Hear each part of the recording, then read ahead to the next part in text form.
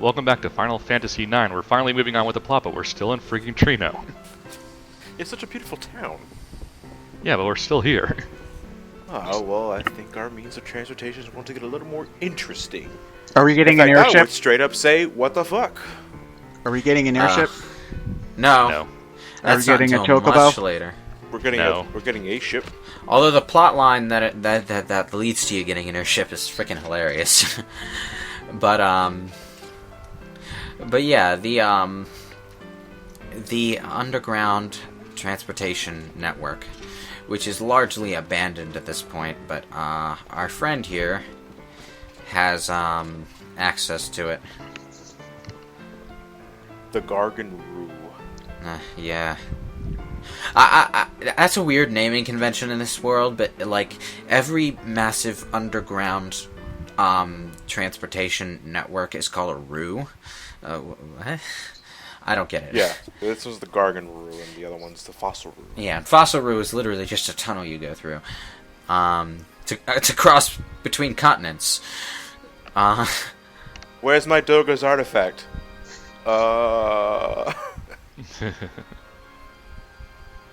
Please understand, Your Highness, he had 98 cotton ropes. Yeah, and this is a weird subplot element that's never really brought up after this, but Kuja owns the auction house.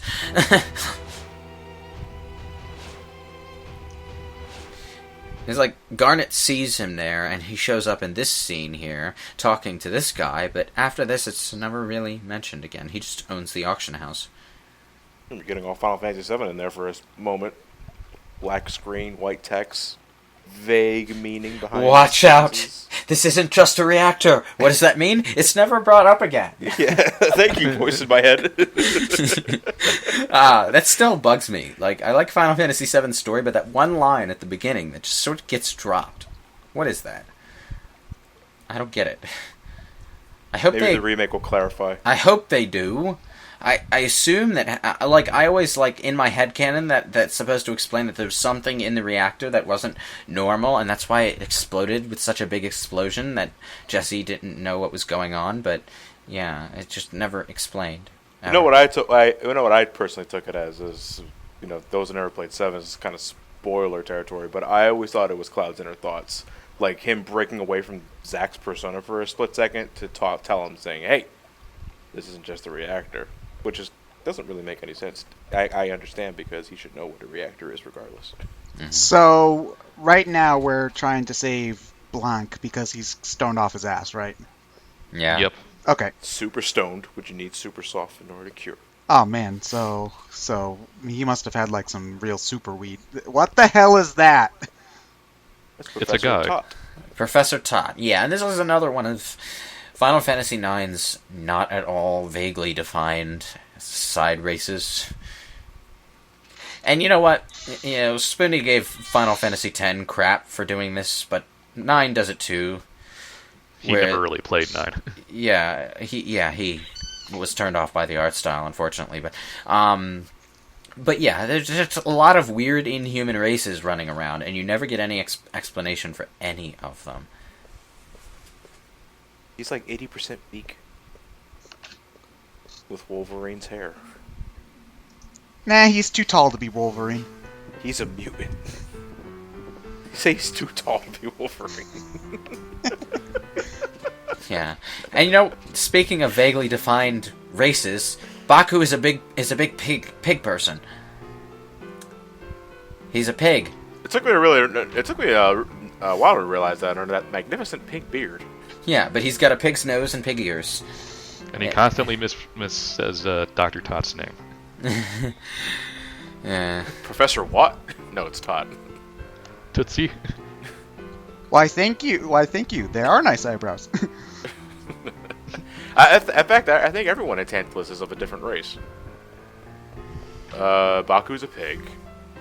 Blank, I guess, is human. The only human. Because I don't know what the fuck sin it is. What about Marcus? Marcus is a goblin. Oh, he's a goblin. Yeah. Yeah.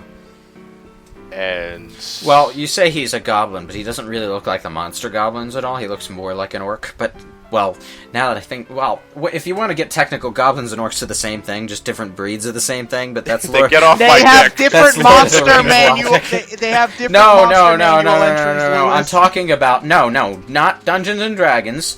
Lord of the Rings. Goblins are wild orcs, and... Orcs Orcs are are like... orcs. No, like the orcs that you see all through Lord of the Rings are like manufactured or something. It's Well, they do have like a complicated shit. factory for like the super orcs that they make in Lord of the Rings. Like I forget their name, but they're like the orkiest orcs. Like they're gonna. They're orc- the orcs that You're look the orkiest orc that ever orked. They're the orcs that look more intimidating and bulky and muscular and stuff, as opposed to the ones in the Hobbit movies, which are more goofy looking. Professor Todd going all that prophetic bullshit, which I mean at some point it will come true. Of course it will. Oh wait, is this the place where we can? Oh wait, it's a flashback. Okay, never mind. Yes. We start getting some hints that magic stones, are connected to the Eidolons, which is supposed to be what tells you that you gain your Eidolon abilities through accessory items that are magic stones, jewels, and stuff. And are they stuff that only Garnet and Ico can equip? Then. Yes. I think you can equip them to other characters, but there's no point doing There's it. no point. Because you can't gain their abilities that way. No. That'd be some shit though, Steiner summoning Bahamut. Fuck yeah. Hey, what are you Uh, talking uh, about? Zidane and but- Shiva are best buds. You know what my favorite thing, though, is? Garnet's name is Garnet. And do you know what the Garnet item gets you? Bahamut. Yeah. Suck it. Look, Garnet really likes the color white and orange. She's been wearing it since she was a young child. Hey, Yeah. they're video game characters. They're lucky if they have more than one set of clothing. Okay. Well, she's like that one little girl in that Power Girl issue who really wants to be a superheroine because they don't wear pants. Yeah. Hey, dude. Pants are like the man trying to keep us down, alright? Have you ever had one of your leg hairs get snagged in a pair of jeans? That shit hurts. We should just burn jeans altogether. Yeah. I like Dr. Tott's workshop, though. There's like this half-constructed papier-mâché globe. And, I just like that kind You of... just can't be asked to finish it. It's really close to being done. All you gotta do is, like, flop Australia on there and you're good. I like the title cards for the different areas, by the way. How they all have different fonts and designs and stuff. It's a lot more satisfying than what they do in, like, Final Fantasy 13, where it's just the same title card every time. Okay, Now, if you went out of your way for... Okay, go ahead. I'm Tim. gonna mention something about the music here. Trino sounds... That's the name of this town, right? Trino? Yeah. The music sounds like somebody elegantly playing the piano. For this underground area, it just sounds like a 10-year-old just mashing on the piano key. I think that might have been the effect that they were going for, actually. I know, if it is, then they, well done, Mr. Umatsu, sir. Gargan Rue is one of the game's more unusual areas. In fact, that's so unusual, Garnet was nothing to do with that place. Fuck this place. Well, I believe I'm triggering an alternate LT. right, as a joke mount, in Final Fantasy XIV, you have a fat chocobo and you hold up Gissel grains on a stick in front of it to get it to move. And whenever it jumps, it's like jumping up to try and get it. Well, in this, there's an actual animal that moves around based on the same kind of logic. And it's the Gargan.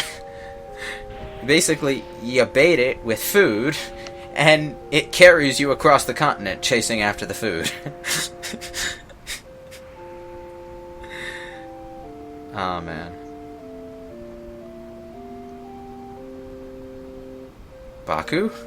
Why is he yelling at Senna? Because Sinnoh was wasting time eating blunt cake. What is this? Super Tantalus what? Super Tornado Tantalus Punch. Punch. Does it taste like bunk cake? Sometimes, I kind of admire Japan for making fun of its own tropes so relentlessly. Oh, what, the naming all of your attacks with super duper awesome punch names? Like, Yeah. It's like, they know how stupid it is. They just keep doing it. And then there's One Punch Man. What? there's a manga about a guy, about a hero so powerful he beats everyone with one punch, so he spends his time wandering around trying to find someone worthy to fight him. Someone worthy to take his punch. Mognet fun times. Oh, controversy. I kind of like Final Fantasy IX for bringing the Moogles back, because, well, Moogles existed in 7 and 8, but barely. Sort of. Like, I mean, you got the Mog feeding minigame in 7, and Ketchy is technically a Mog. I thought Moogle, Ketchy sorry. was a cat who was Ketchy, technically a robot. the stuffed toy is a fat Moogle. Moogles in Final Fantasy VII were extremely obscure in the sense that there was a Moogle feeding minigame in the Gold Saucer, and in the snowboarding minigame you could see Moogles in the background. But you never got any context for what they were in the Final Fantasy VII universe. Are they toys? Are they actual animals that exist? What? It's never explained whether they exist in the universe or whether they're just a reference. In Final Fantasy VIII, there is a Moogle. One Moogle. And it's something you can only access through the Chocobo minigame, which, to be fair, you can freely play in the Steam port. Because they included that, which I thought was a nice touch. If you went out of your way for the blood sword, this is a really good place to grind. Yeah, there's an even better place later on with Steiner, but it's after Zidane's next part. Okay, no, I'm preventing you from making another race extinct, alright? The poor Grand Dragon Preservation Committee has had my ass for the past 2 weeks. The Steiner's best grinding spot isn't monsters, it's actually Alexandrian soldiers. Okay, well then you're just gonna straight up become a murderer, alright? That's a even murderer worse. and a traitor. Oh no, he's too busy doing a sweet rave in order to worry about that. Yeah, I kind of like this aspect of Steiner's character arc, because, you know, he has to sort of come to terms with the fact that he's fighting his own country. Well, he's just, at this point, he's still kind of deluded into thinking that that the Alexandria is doing absolutely nothing wrong. Yeah. Like, how many red flags are you willing to ignore, dude? Yeah. It's just, his character arc sort of ties in really nicely with Beatrix's, and they both come to a head at the same time, and then they wind up fighting together. And when they were, like, bitter rivals while they were working in the Alexandrian military. Oh. I actually like that part of the game where Beatrix temporarily joins your party, because then you get to use all her sweet moves that she was kicking your ass with. And although they're nowhere near as effective as on enemies. Well, yeah, but they're also, some of them are also moves that Steiner can learn. Yeah. Very, very late game. Yeah. Woo. Pull the lever! Here comes our mode of transportation. Oh god. Yeah. Spider cable car is not what I think would be the most effective way of traveling. Master, why do you neglect me? And now you can tell why this mode of transportation has been abandoned. And yet, they didn't have the courtesy to take the Gargan off the goddamn track. Yeah, I mean, it's still here. And the feed lever still works. I love how somebody just wrote the word food on the wall. Yeah. Ooh. Yes, please. One food, please. Yeah, and you know, it stops just long enough to eat, and that's when you get on. Yeah, but... So how do you get off your stop? You just gotta jump for it? I'm not really sure. I don't remember. It's been a while. Why doesn't the spider ever try to eat the people on the goddamn cart? And because It it only can't has- reach. Also, It can't because reach, or maybe it's vegetarian. also its food is green, so I'm assuming. Yeah, I assume it's on. It eats plants. I mean, it's climbing around on a giant vine. Why would a spider evolve to eat plants, though? Like, Is it a spider, though? it's... No, it's more I like think it's got 6 legs. Well, yeah, but, you know, No, I Goro think has 4 arms, but he's not a... no. Spiders have 8 legs. 6 legs is regular insects, so it's more like just a regular bug. Also, boss time. If we could The just only other- walk, then why did we even bother going on the... Because the Gargan's much faster. Whatever. The Gargan's faster, and they're also miles and miles away. Also, the tunnel's full of this stuff. Yeah. This boss's name, like I cannot say it without making it look I have a drunken slur. It's Rauvaflauvascmauva. It's Ralvurahva. This snake model is actually one of Final Fantasy IX's weirder monster designs. Because what's going on with that thing's face? You know what it is? It's the holes on his skin. It's like it's made of sponge. Yeah. It almost looks like it has a like the slightly design.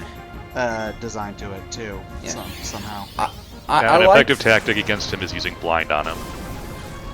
Yeah, because he has powerful physical attacks. I like Yeah, the so- design, but this kind of creates a 3D effect of the same sprite versus sprite action we got in Final Fantasy VI, where the monsters were all really artistic and realistic, and the sprites were little big head things. Yeah, because this model sort of clashes with the cartoony look a little bit.